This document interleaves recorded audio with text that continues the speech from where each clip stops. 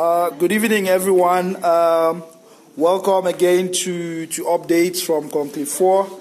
I'm your host for SCBC TV, Derek Yu, and today I have Professor Awasum. This evening, we just finished the evening session. We'll be having another session after dinner, but I have the professor here with me to talk to us about today. Like, there's been a lot of things that have happened today that we are not going to tell you, but they are all good things. I'm sure that Professor would confirm with me. So, Professor, please introduce yourself and just tell us a little bit about today. Well, as you said, initially I am C.A. Awasum. I'm a professor of surgery and, of course, a member of the university. I'm a lecturer.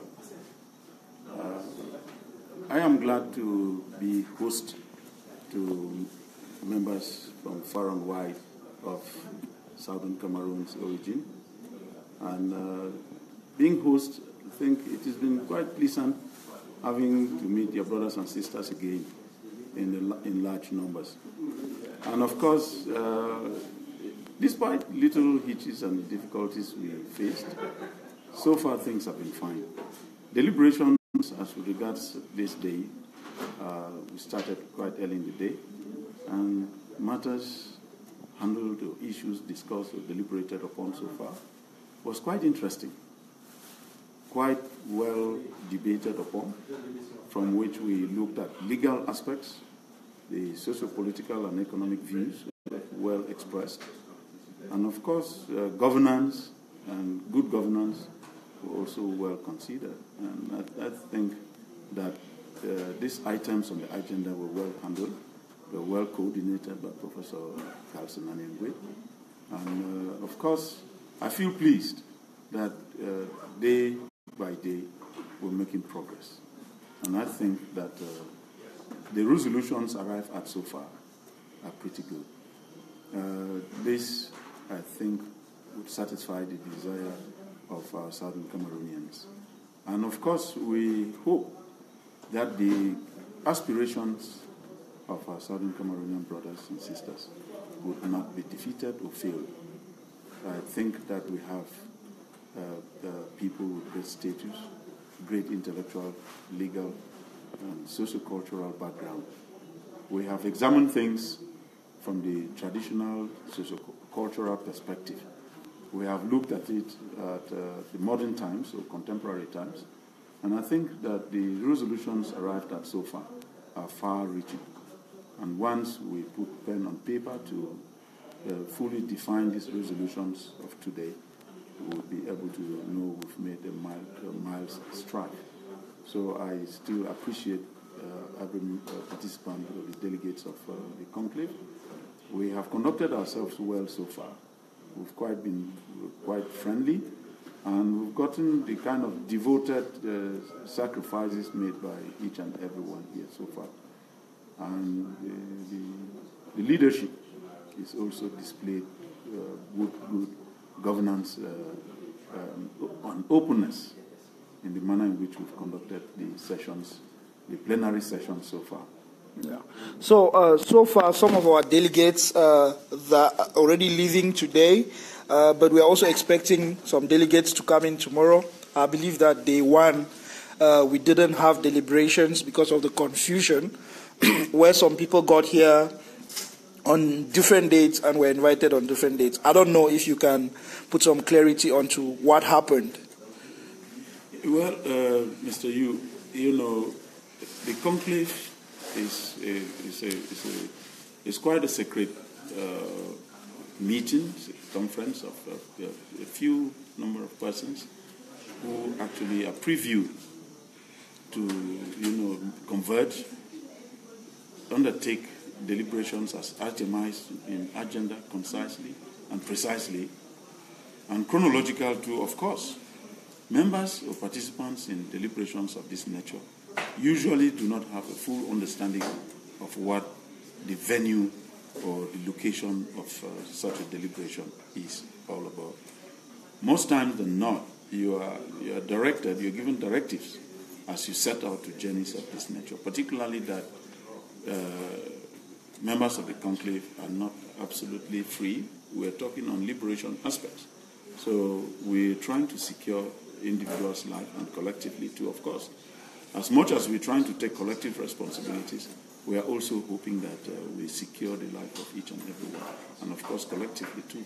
So the confusions that were displayed by some participants is probably because some of them were participating in conference deliberations or conclave deliberations for the first time, and probably may or may not be displaying their true selves. Some of them were absolutely displaying their true selves for ignorance, not knowing exactly what it is.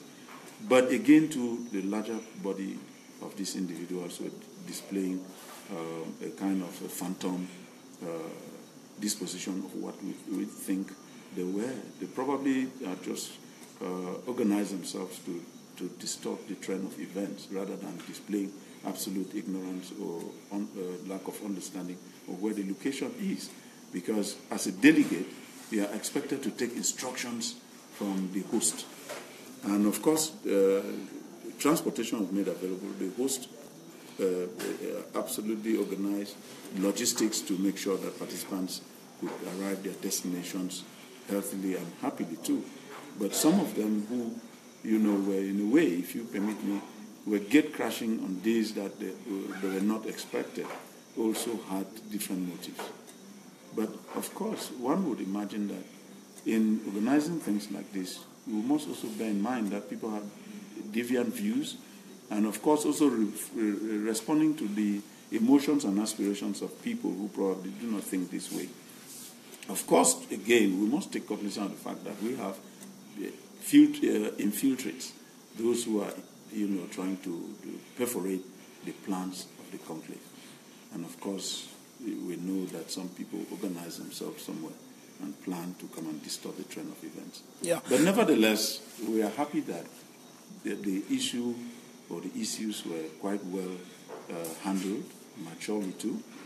Despite the skirmish or the kind of confrontations that were experienced, we are glad that that was quite well handled, particularly when the team of elders met and resolved some issues, appealed to the consciences of everybody. Of course, all these things, we must say that we are playing on the good consciences of everybody, fairness and just.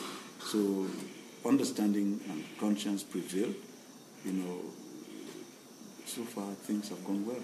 So I believe that the first part of the conclave was to to have a meeting with country heads and also to have meeting with SCACUF department heads, like a working session to get to understand workflow, to get to understand what each person has got to do so that we move the struggle forward. The biggest challenge has been, communications between departments, communications with country heads. And it was important that these country heads and these department heads, they get to meet together and understand what they can do and how they can help each other. We've had quite a lot of work that has been done at the level of countries. We've heard a lot of progress that has been made diplomatically that obviously we're not going to share. I just want you to explain to the people how important this first session was. I know that so many people would expect that we're expecting an invitation to frontline leaders, which of course has been handed to them, and we're expecting them to come in tomorrow morning.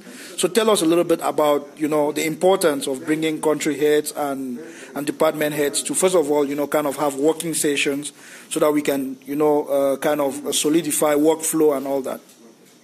All right. Yeah, thank you very much, Mr. Yu. Again, one will say that things happen sometimes naturally the way they happen, but again, in in-depth reasoning and understanding, you realize that some major or fundamental failures that, had orchestrated a lot of crises in terms of communication, which you first mentioned, was the fact that we have not had a smooth flow of information within the administrative unit, the entity of the governing council. Those crises that were either orchestrated by a few individuals, either injected from without, we're hoping that now everybody understands the true picture of what actually happens within the the entity, the governing council as a body. We hope that corrections have been taken. People have seen glaringly some of the lies, the falsehood, and so on that have created major flaws in what transpired. However, the entire organization was meant so that individuals were to represent themselves and discuss or deliberate on issues in segments. The first plenary session was to receive these individuals who were to be country representatives, the departments of the governing council, etc. Listen to their country reports, departmental reports, and also take resolutions.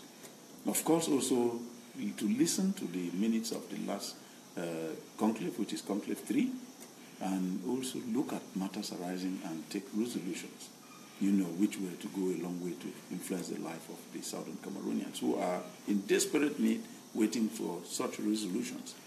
Now, when confusive information went through, we expected some level of chaos, but quite well that was handled.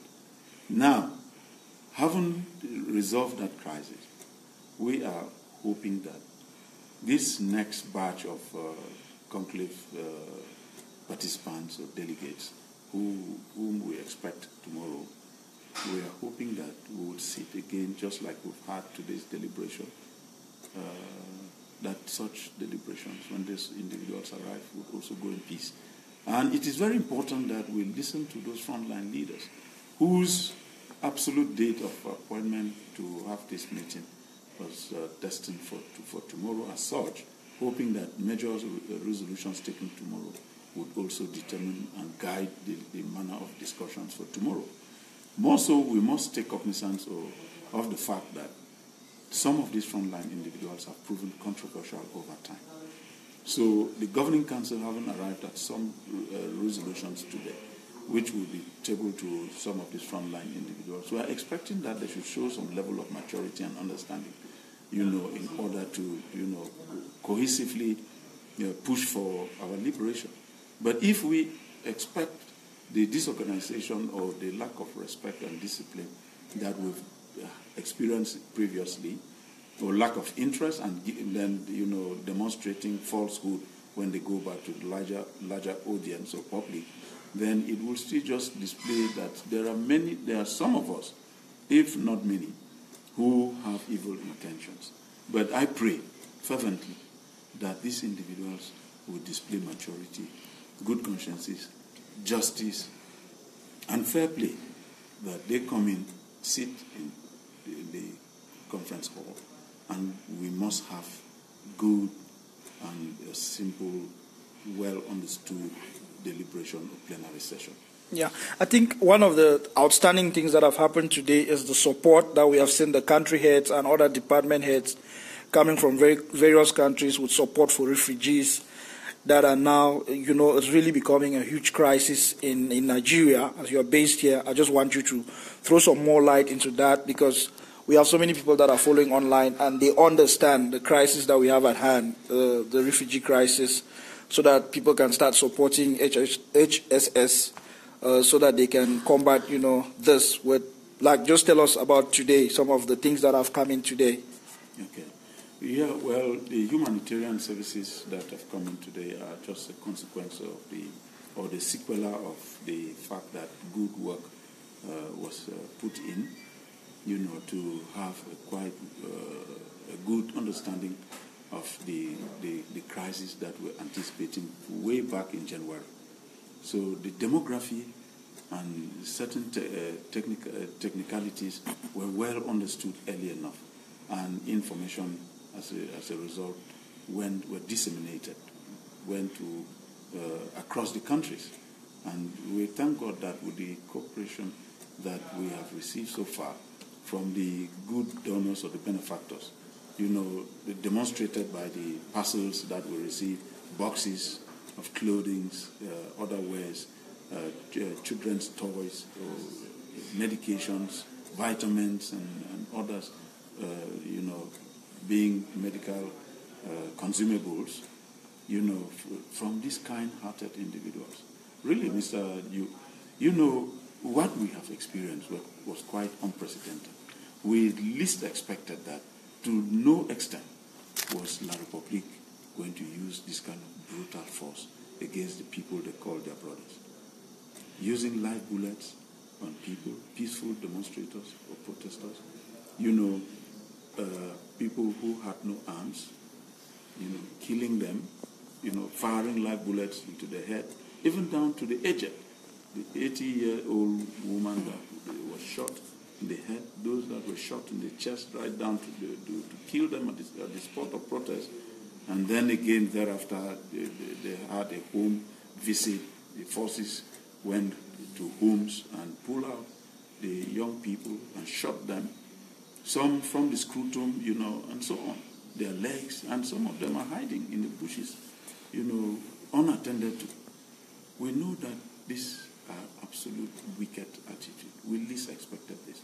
So we must continually pray to God for these kind-hearted individuals who've made kind donations. We've received quite some amount of items here, which will be carried down to the refugee camps. As we said, we have next to 15 refugee camps, with over a population now next to 10,000 Southern Cameroonians. Wow. And we expect more in the days ahead. The Nigerian government or the media had emphasized that in no distant time, the refugee the population would hit 40 in less than a week. And of course, we've seen it rising tremendously. Over 2,000 or 3,000 refugees enter or cross the border into Nigeria every day. We hope that what we receive today will be distributed equitably to the beneficiaries.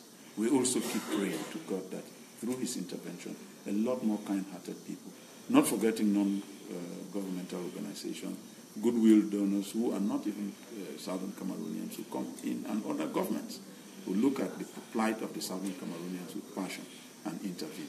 One would really wonder why, in a clear-cut situation like this, a country that existed on its own with peaceful people, should suffer this much. However, let us imagine it is our destiny. We keep praying. We would remain without arms to pray and protest, in no way carrying arms to fight our cause, and hope that some kind people will listen to our plight as we intend to undertake a high-level diplomatic offensive. Thank you so much, Professor, for giving us updates this evening. I know that I'm holding you from joining the rest of the delegates for dinner. But then there's a lot of expectations from this conclave, and everybody that I talk to, I want them to, honestly tell our people out there what they should expect at the end of this conclave in terms of what will become of the struggle after this conclave. I believe that a lot have happened in the past 2 days. The work that we have done, I would think that our people, want to hear from you.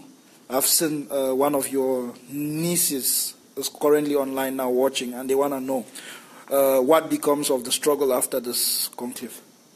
Well, as I said earlier, this conclave is a pace setter. We're moving from one level to another, and we're hoping to attain a higher level than many out there expected. We are hoping to beat the imaginations of the people, not only saving them from the brutality they're experiencing at the homeland, but, finding ways to salvaging them from the crisis that they are currently going through. Bringing not only the goodwill messages, for example, having constituted a government here, or transform the governing council into a full-fledged government whose membership would be put in place in no distant time. That, I think, would be quite saving to many Southern Cameroonians in the homeland. Again, we know that expectations are high.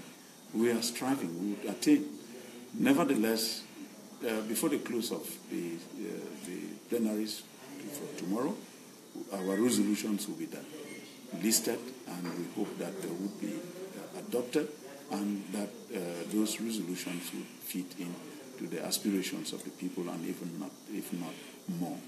So we are hoping that by the resolutions of today, we would certainly be getting far off, to the attainment of full restorations and consolidation of our land. the southern Cameroon. Thank you so much, Prof, for joining SBC this evening to update from the conclave. Obviously, we'll catch you again in the next coming days to talk to our people. Thank you so much for joining us, sir. Thank you so much. And yeah. To all the participants and delegates who come in from far and wide, and those who sponsored these trips, those who contributed enormously to sustaining the struggle. We pray. It is our prayer that God should continue to guide all of us. God should continue to provide for all of us. And we should have goodwill to donate, and especially to have sympathy for those who are fallen heroes back at home. Again, those who are wounded, who are still striving, and they are in difficulties in the bushes, in the hospitals, and so on. Those who are yet to be attacked, whom we know in one way or the other, the government is still planning to attack those individuals. So pray that the divine mercy of God will to take away those their arms and also put them to shame, that they would eventually find out in due course that the people they attacked so aggressively were not the kind of persons that should have exhibited such brutality, such humiliations. But of course, the devil is a liar. We would succeed. We will get to the Amber Land soon. Thank you so much, Prof, and God bless you. Thank you. So thank you so much for watching. Again, this is SCBC updating you from the conclave. I am Derek Yu. I'm signing out now, and I will update you again shortly. Thank you.